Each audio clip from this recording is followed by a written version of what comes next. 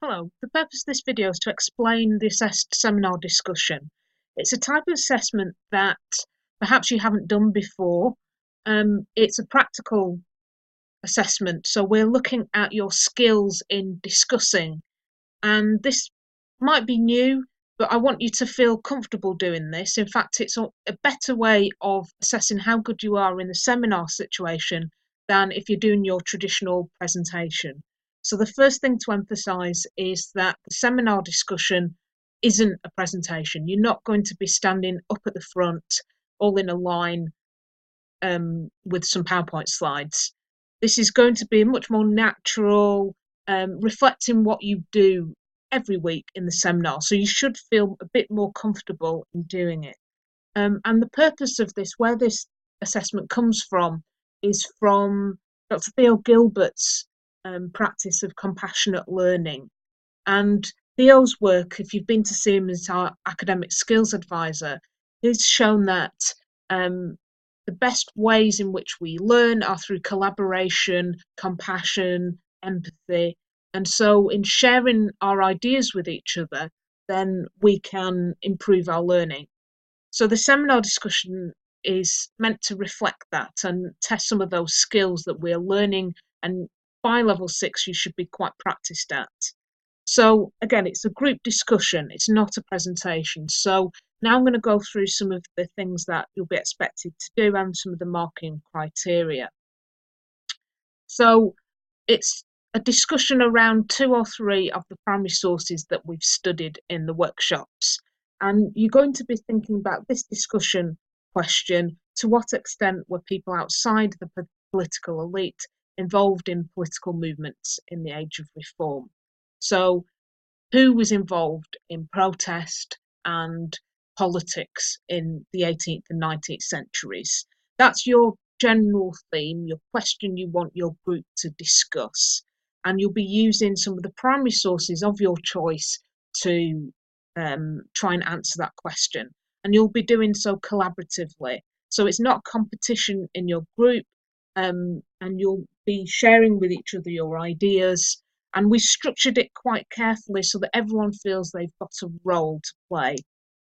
So you can choose 2 or 3 primary sources from one topic, or you can choose some primary sources from different topics and compare them. It's up to you. So one of the first choices that your group has to make is what primary sources you're going to discuss, what topics you're going to discuss.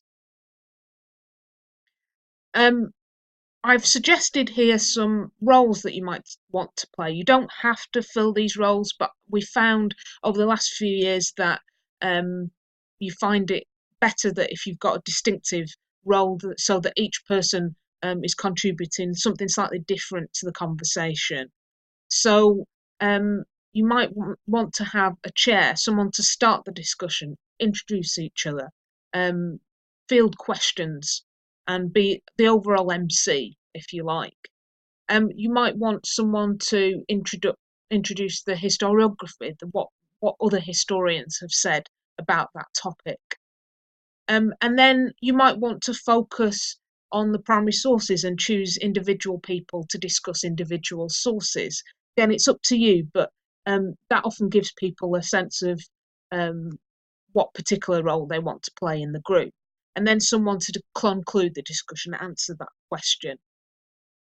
Now, although you've got different roles, it's good for you to share ideas and bounce ideas off each other. So it won't be just someone chairing and then stops and then moves on to the next person and they stop. The whole process of this is a conversation, a discussion. So although you've got these different roles, part of what the assessment is looking at is how do you use questions to encourage other people to join in? How do you make the discussion roll, the conversation roll? So we don't want people just speaking in order and then not speaking again. Depending on the timing in your workshop, about 15 minutes is usual, with 5 minutes from the audience for questions. And again, if you want to ask questions the group from another group, that's also encouraged. You might want to put a PowerPoint up of the primary sources so the other groups can see what you're discussing. but again, it's not a presentation. Tips: make sure everyone's got room to speak. The whole purpose of this in compassionate learning is that everyone's supporting each other. So don't dominate the discussion or go on too long.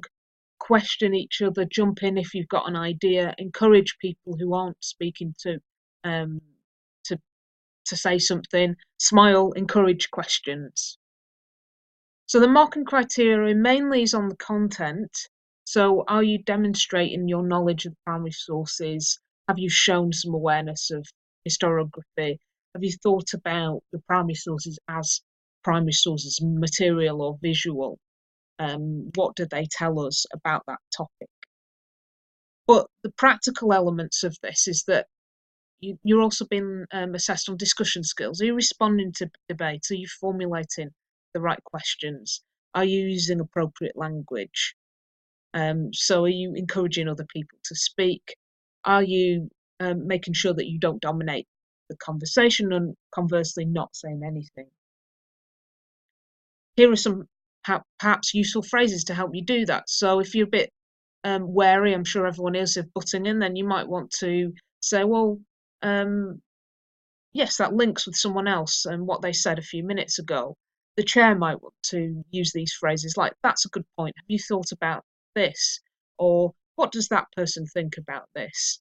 Or if there's an argument over the different point of view, then you have different positions. So it's all very encouraging language, helping the conversation to flow.